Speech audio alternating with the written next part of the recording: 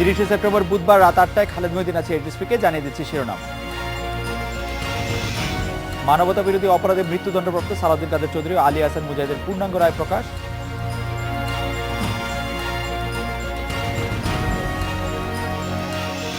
পূর্বাঞ্চলে বিশেষ বিবেচনায় প্লট পাওয়াদের বেশিরভাগই আওয়ামী লীগ নেতাকর্মী, 482 প্লটে অনিয়মের অভিযোগ।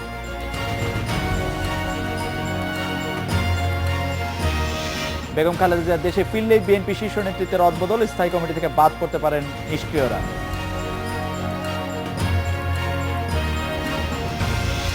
মেডিকেল ভর্তি পরীক্ষার ফল বাতিলের দাবিতে শিক্ষার্থী বিক্ষোভে লাঠিচার্জ, বরিশাল ভর্তিতে বাধা দেওয়ার চেষ্টা।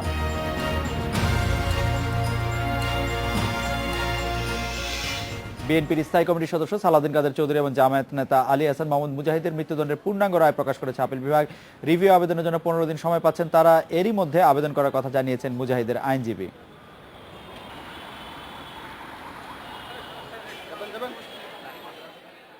আন্তর্জাতিক অপরাধ ট্রাইব্যুনালে আলবদর নেতা মুজাহিদের মৃত্যুদণ্ডের রায় আসে 2013 সালের 17 জুলাই। বুদ্ধিজীবী হত্যায় সুপিরিয়র রেসপন্সিবিলিটির কারণে সে রায় বহাল থাকে আপিল বিভাগে। ট্রাইব্যুনালের রায়ের প্রায় 2 বছর পর চলতি বছরের 16 জুন সংক্ষিপ্ত রায় দেয় সর্বোচ্চ আদালত। 71-এ খুন, নির্যাতন সহ নানা অপরাধের দায়ে ট্রাইব্যুনাল বিএনপি নেতা সালাউদ্দিন কাদের চৌধুরীকে প্রাণদণ্ড দেয় 2013 সালের 1 অক্টোবর। দণ্ড বহাল রেখে আপিল বিভাগ সংক্ষিপ্ত রায় দেয় 29 জুলাই। এরপর থেকে অপেক্ষা ছিল পূর্ণাঙ্গ রায় প্রকাশের। দুটি রায় প্রকাশ হলো একই দিনে। অ্যাটর্নি জেনারেল বলছেন দণ্ড কার্যকরের ক্ষণগণনা শুরু হয়ে গেছে। রাষ্ট্র বসে থাকবে না, রাষ্ট্র তার দ্বন্দ্ব কার্যকর করার পদক্ষেপ নিতে রাষ্ট্রের কোনো বাধা নেই, কিন্তু আসামি পক্ষ যখনই রিভিউ পিটিশন ফাইল করবে স্বয়ংক্রিয়ভাবে সেই কার্যক্রম বন্ধ হয়ে যাবে। রায়ে বলা আছে যে রায় যেদিন নাকি এটা সই হয়ে যাবে সেদিনই থেকে এটা গণনা হবে। মুজাহিদের আইনজীবী বলছেন রায় পর্যালোচনার আবেদন করবেন তারা। আমরা আজকে এই রায়ের পূর্ণাঙ্গ কপি হাতে পাওয়ার পর আমরা পরিপূর্ণভাবে পর্যালোচনা করব, আমরা বিশ্লেষণ করার চেষ্টা করব এবং এই মামলার রায়ের অসঙ্গতিগুলি তুলে ধরার চেষ্টা করব এবং মহামান্য আপিল বিভাগের সামনে 15 দিনের মধ্যে রিভিউ আবেদন দায়ের করব। রিভিউ আবেদনের উপর সিদ্ধান্তের পর রাষ্ট্রপতির কাছে প্রাণভিক্ষার আনুষ্ঠানিকতা আছে। মানবতা বিরোধী অপরাধে এর আগে ফাঁসি কার্যকর হওয়া 2 জামায়াত নেতা অবশ্য এই আবেদন করেননি। Shahadat Swapan, Independent News, Dhaka. Attorney general Mahbub Alam আছেন আমাদের সঙ্গে। জনাব মাহবুব আলম, আপনি বলেছেন যে দণ্ড কার্যকরের ক্ষণ গণনা শুরু হয়ে গেছে, তার মানে আজ থেকে শুরু করে 15 কার্যদিবস নাকি 15 দিনের মধ্যে তাদের রিভিউ আবেদন করতে হবে এবং তারপরে রিভিউ আবেদনটি দাখিল করার পরে তারা এর পরের আইনি প্রক্রিয়াটিও আমাদের দর্শকদের উদ্দেশ্যে যদি একটু বলতেন মাননীয় অ্যাটর্নি জেনারেল। আসলে আপনার রিভিউর ব্যাপারে আমাদের আইনে বিধান ছিল না, এটা সেটেলড হয়েছে কাদের মোল্লার রায়ের পরিপ্রেক্ষিতে।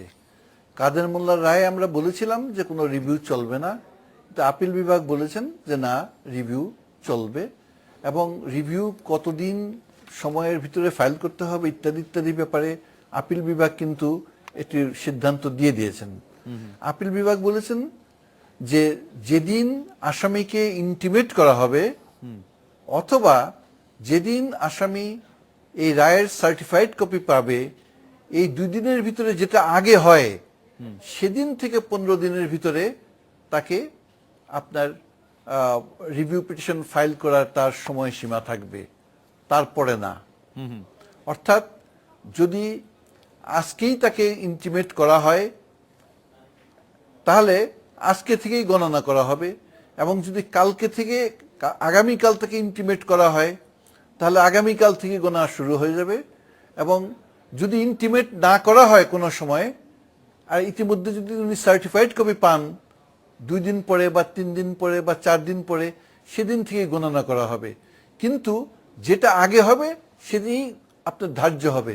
তো সুতরাং আমরা আশা করি যে হয়তো আগামীকালের ভিতরেই ওনাকে ইন্টিমেট করা হবে, জানিয়ে দেওয়া হবে ওনার এই মামলার ফলটা এবং সেখান থেকেই গণনা শুরু হবে। রিভিউ পিটিশনে 15 দিনের সেই রিভিউ পিটিশন দাখিল করার পরে সেই রিভিউর শুনানি, তারপরে হচ্ছে রিভিউতে শুনানিতে যে রায় হয় তারপরে রাষ্ট্রপতির ক্ষমা প্রার্থনার একটি সুযোগ থাকছে আসামিদের যদি তাদের বিপক্ষে রায় যায় সেক্ষেত্রে। না, না না, এখন একটা ব্যাপার হলো, এই রায়ে কিন্তু এই কথা বলা নেই যে রিভিউ পিটিশন ফাইল করা পর্যন্ত রাষ্ট্রকে বসে থাকতে হবে যে উনি কবে রিভিউ ফাইল করেছেন। রাষ্ট্র তার কার্য চালিয়ে যেতে পারবে, কিন্তু যখনই উনি রিভিউ পিটিশন ফাইল করবেন তখনই সমস্ত কার্যক্রমটা স্বয়ংক্রিয়ভাবে বন্ধ হয়ে যাবে।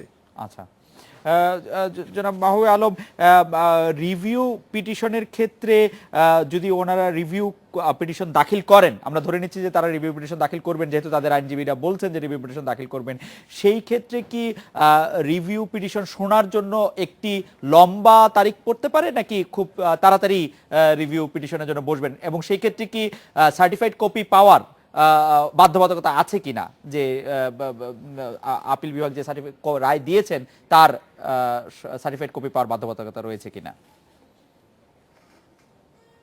না, এখানে তো বলাই আছে যে যখন থেকে ওনাকে ইন্টিমেট করা হবে অথবা যেদিন থেকে উনি সার্টিফাইড কপি পান, যেটাই আগে হবে সেদিন থেকে গণনা করতে হবে। তো এখন এই রায়ে কিন্তু আরো বলা হয়েছে যে এটা একটি বিশেষ অপরাধের বিচার, এখানে সবকিছুই করতে হবে তড়িৎ গতিতে। কাজেই রিভিউ পিটিশন ফাইল করার পরে সেটা সুপ্রিম কোর্টের বিষয়, সুপ্রিম কোর্ট আপিল বিভাগের বিষয়, যে আপিল বিভাগ এটা কখন ফিক্সড করবেন শুনানির জন্য।